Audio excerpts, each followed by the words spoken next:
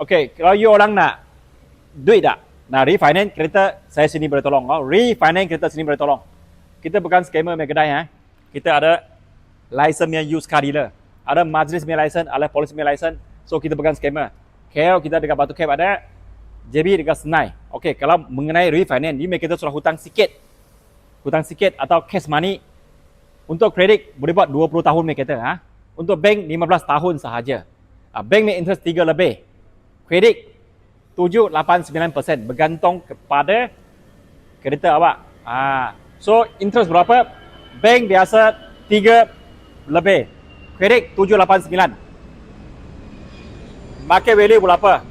Cashback boleh dapat berapa? Sampai kereta. Itu you nak one by one PM saya. Sebab jenis kereta tak sama jenis, tak sama model, tak sama sisi. Dia market value tak sama. So mengenai ini, you punya dokumen layak tak layak, tapi dengan satu syarat, nama mesti nak bersih kalau nak buat refinance. Gaji mesti nak masuk bank. Tak ada license pun boleh buat. Tak ada license pun boleh buat. Saya boleh tolong you orang cashback bergantung kepada you punya gaji dengan kereta punya value. Kalau saya free of charge, free consult. Saya punya SA boleh tolong you orang. Saya punya SA boleh tolong. Lagi satu ambil kamera. So apa-apa mengenai refinance, terus call kita. Inisial Auto, saya Bahad.